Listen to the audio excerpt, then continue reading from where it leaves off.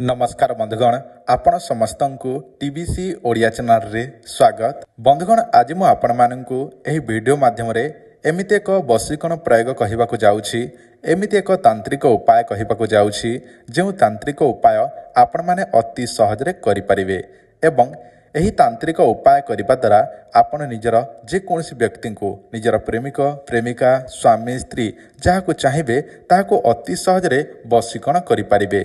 देखंतु एही वशीकरण सबुठारु शक्तिशाली कारण मो अनेक लोकंकु कहि सारिछि से माने एही प्रयोग करिकि मध्य काम होइछि तांकर।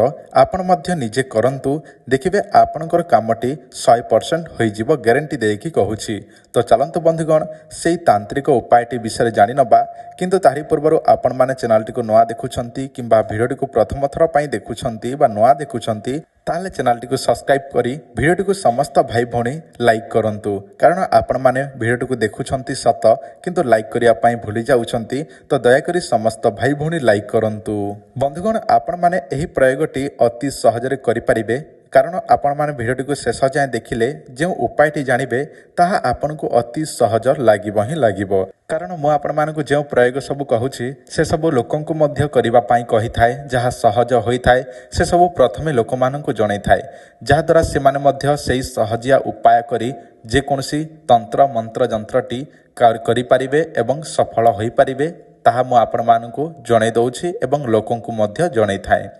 आपण माने करिबे कौन, बरगछ निहाती देखिथिबे आपण गाँव में बरगछ निश्चय थिबो ही थिबो, कारण अधिकांश व्यक्ति माने देखिथिबे गाँव में निश्चित भाव में बरगछ थाए एवं आपण गाँव में जदि बरगछ अच्छी ताले आपण माने एही प्रयोगटी करि परिबे बा एही वशीकरण प्रयोगटी करि परिबे।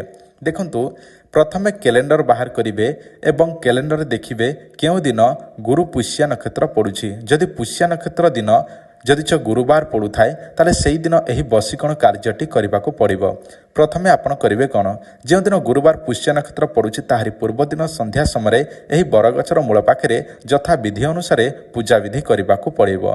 जदि आपण माने से सब जानि नाहंती केमिति गछटी को पूजा विधि करा जाय से सब जानि नाहंती ताले मु सेति पई गोटे स्पेशल वीडियो बनैछि। सेही वीडियो देखिबा पई आपण माने कोन करिवे वीडियो डिस्क्रिप्शन रे चेक करि नेबे, सेही वीडियो लिंक दे देइछि। सेही वीडियो को देखिकि आपण माने जानि पारिबे गछटी को केमिति पूजा विधि करा जाय सेही विषयटी। जो दिन गुरुवार पुष्य नक्षत्र पड़ुछि ताहारी पूर्व दिन संध्या समय पूजा विधि करि नियंतु विधि विधान अनुसार जेमिति वीडियो रे जणैछि सेही वीडियो रे देखिकि आपण जानि पकांतु पूजा विधि करि नियंतु। ताहा परे गुरु पुष्य नक्षत्र दिन ब्रह्म मुहूर्तरु सेही गछर खंडिए चेर निजर प्रेमिक प्रेमिका स्वामी स्त्री रो नाम 7 थर कहि आपण काटिकी आनंतु।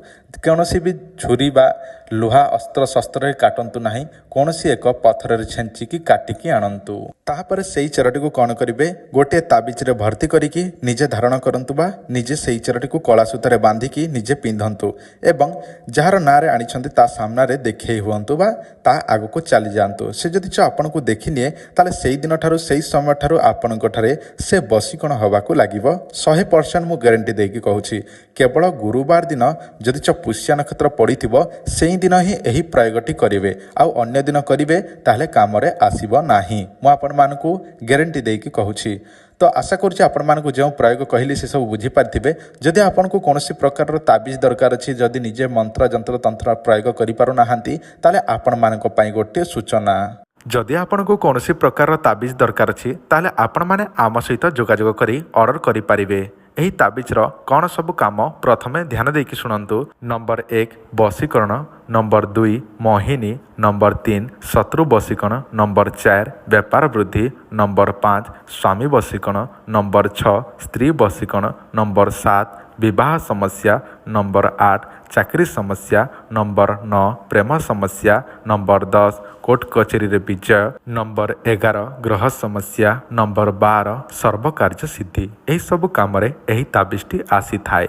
एही ताबिजटी आपण माने आमठारो नहीं पारिबे। एही ताबिज रे आमे हजार हजार चेरी मूली भर्ती करिकी देबो विधि विधान अनुसार आपण को ना रे पूजा विधि करिकी।